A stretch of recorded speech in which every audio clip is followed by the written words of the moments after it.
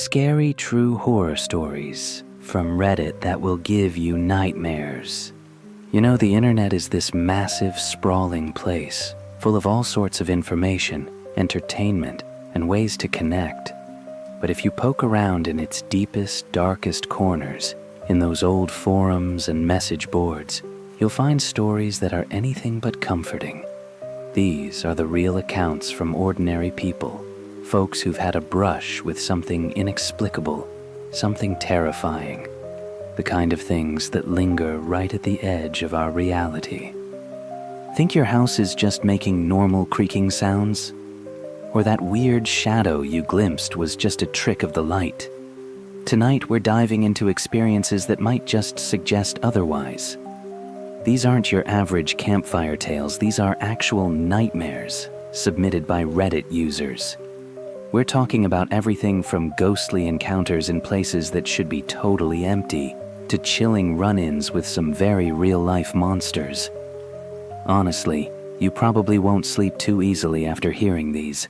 Think unexplained noises that seem to answer you back, or those trips to remote areas that suddenly turn sinister. Story 1, the derelict hospital's last patient.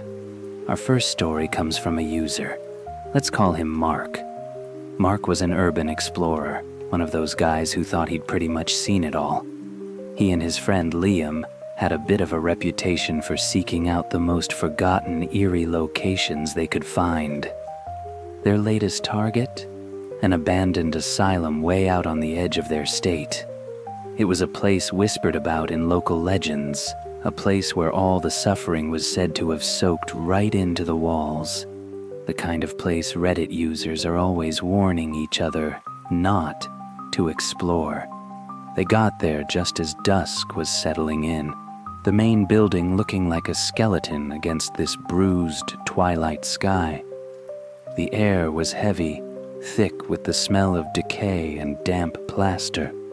Armed with their flashlights and cameras, they slipped through a break in an old fence, their boots crunching on gravel and bits of broken glass. The main doors were chained up tight, but a side entrance, this rotting wooden door, gave way with a groan that just echoed into the massive darkness inside. Inside, it was colder, way colder. You could see their breath in the flashlight beams, corridors stretched out like dark veins, paint peeling everywhere, rooms still cluttered with rusted gurneys and overturned furniture. They moved pretty methodically, floor by floor, documenting all the decay. Liam seemed a bit on edge, more than usual. He kept saying how the silence in these kinds of places was always the worst part. A silence that felt, well, expectant. It was up on the 3rd floor, in what looked like it used to be an old surgical wing, that things took a turn. Mark was filming this particularly unsettling operating theater when Liam called out from down the hall. His voice sounded strained. "Mark, you need to see this." Mark found him standing in front of this heavy steel door. It looked newer than the rest of the building, almost like a vault door, and it was just slightly ajar. A faint, almost inaudible sound was coming from inside. This rhythmic, soft thumping, kind of like a weak heartbeat. Against their better judgment, they pushed the door open. It led to a small, windowless room, completely bare except for a single, antique hospital bed right in the center. And on that bed, there was a shape. You could barely make it out under a stained, thin sheet. As they crept closer, the thumping stopped. An overwhelming smell, like old iron and something else. Something sickly sweet, just filled the small space. Mark raised his camera, his hand surprisingly steady, while Liam aimed his flashlight right at the bed. The sheet was moving, just a tiny bit. A slow, deliberate rise and fall. "Hello." Mark's voice was barely a dry whisper. Silence. Then a sound from under the sheet, a low, guttural sigh like air wheezing out of ancient lungs. The sheet began to pull back, slowly, so agonizingly slowly, as if some unseen hand was doing it. What was underneath wasn't a person. Not anymore. It was gaunt, skeletal, the skin like dried parchment stretched tight over bone.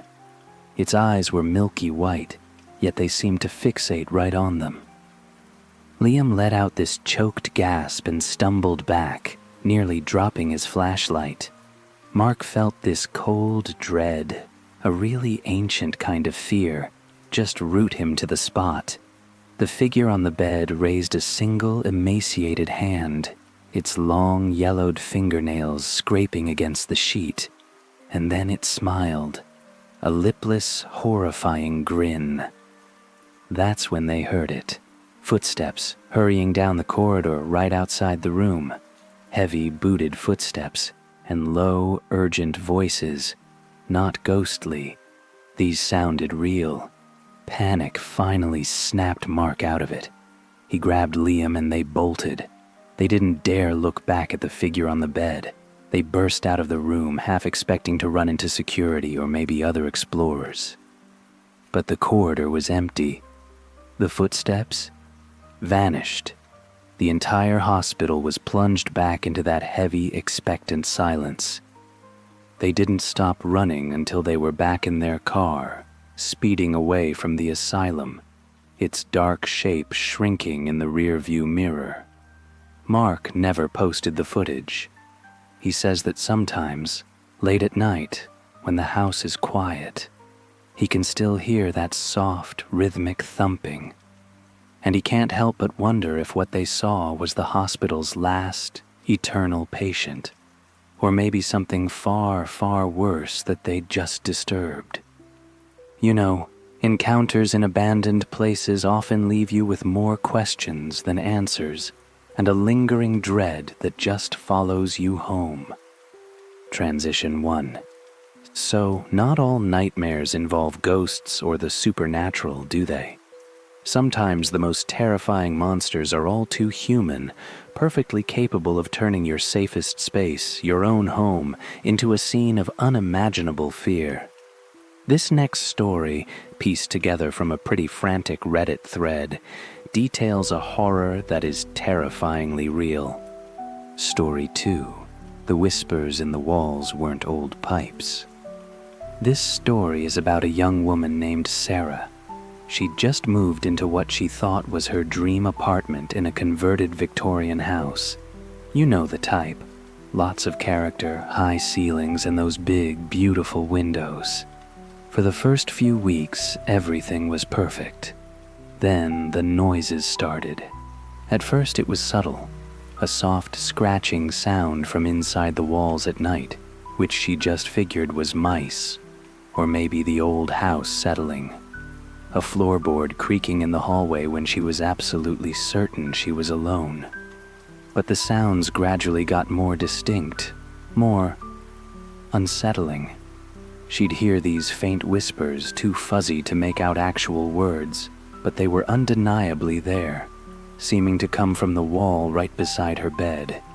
She mentioned it to her landlord, but he just brushed it off, assuring her it was just the old plumbing and the house's age. He was pretty dismissive, almost patronizing, actually. Her friends tried to rationalize it too. Old houses make weird noises, they'd say. But Sarah knew deep down this was different. The feeling of being watched became constant. She started sleeping with the lights on, jumping at every little creak and sigh of the old building. One evening, after a particularly unnerving night where the whispering seemed to be right in her ear, she decided she'd had enough. She remembered this small, almost hidden access panel in the back of her closet that she'd noticed when she was moving in, probably leading to some crawl space or ductwork. Driven by this mix of fear and a desperate need for answers, she pried it open. A wave of musty, stale air just hit her. Armed with her phone's flashlight, she peered inside. It was a narrow, dark space, exactly the kind you see in horror films. And then she saw it. A small makeshift bed of old blankets and pillows tucked away in a corner. Beside it, a collection of empty food wrappers, water bottles, and the most chilling thing, a small notebook. Her blood ran cold. Someone had been living in her walls. Her hands were trembling as she reached for the notebook. Its pages were filled with this cramped, messy handwriting.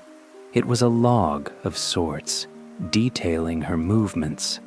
What time she left for work, what time she came home, what she watched on TV. There were even crude sketches of her sleeping. The very last entry, dated that very morning, read, "She's getting suspicious. Needs to be quieted soon." Sarah didn't even scream. Some primal survival instinct just took over.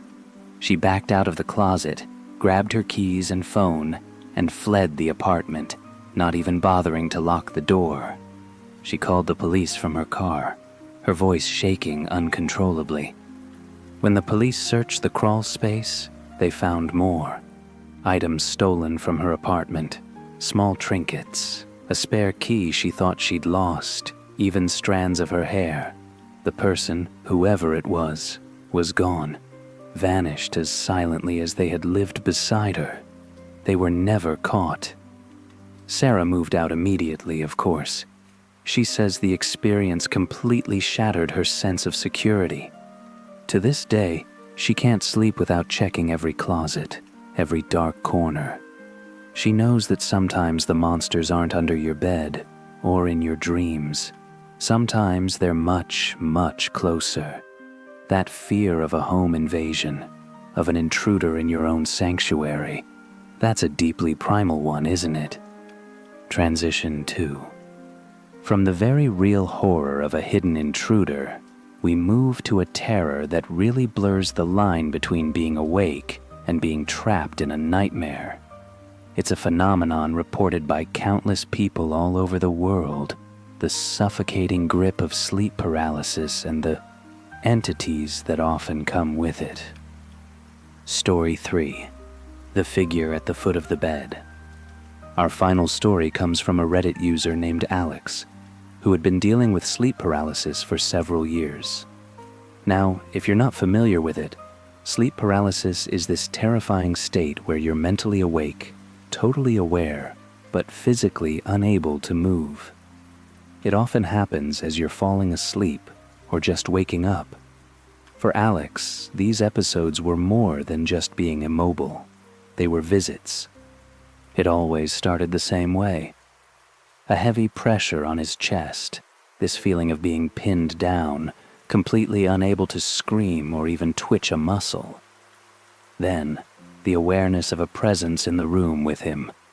And then, it would appear. He described it as a tall, shadowy figure, sort of humanoid but distorted, like you're looking at it through rippling heat. It would materialize at the foot of his bed, just standing there, observing him with an intensity that felt like a physical weight. There were no discernible features, no eyes he could see, yet he felt utterly, horrifyingly scrutinized. Night after night, the figure would return. Sometimes it would just stay still, this silent, ominous sentinel. Other times, it would slowly glide closer, and the air around it would drop in temperature.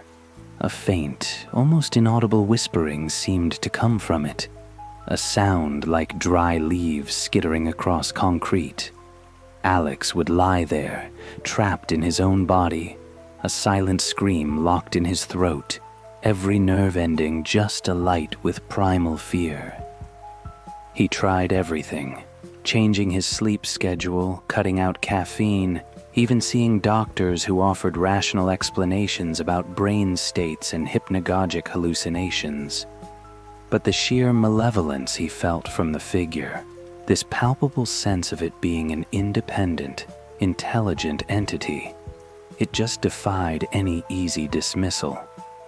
Reddit forums on sleep paralysis are filled with similar accounts, people describing shadow figures, old hags, demons, all appearing during these waking nightmares. One particular night was worse than all the others.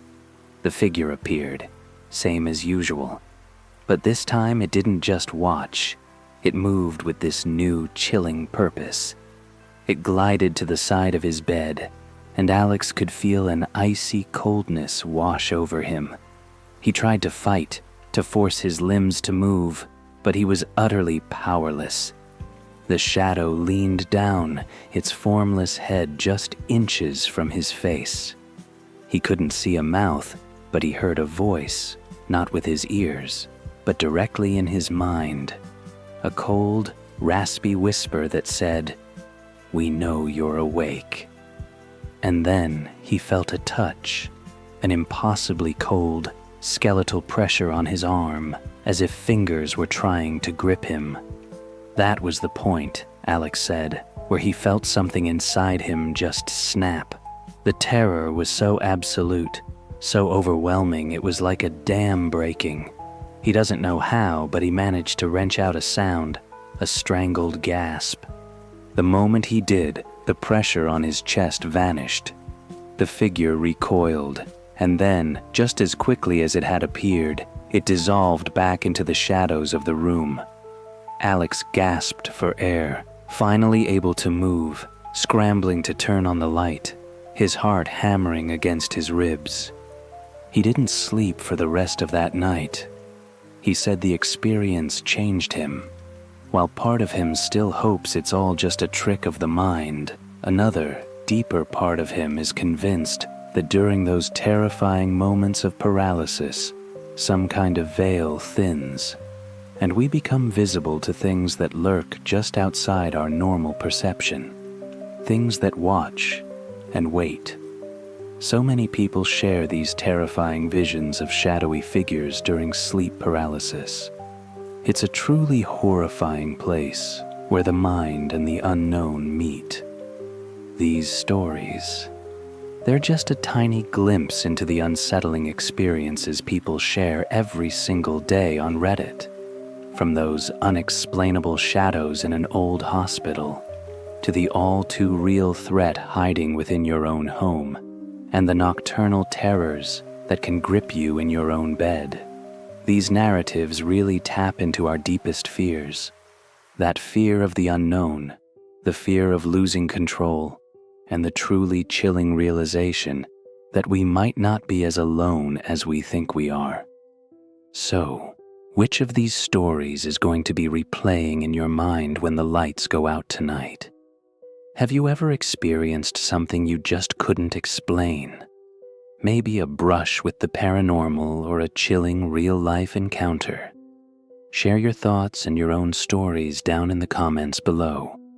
If these tales have sent a shiver down your spine, don't forget to like this video, subscribe for more nightmares, and definitely hit that notification bell.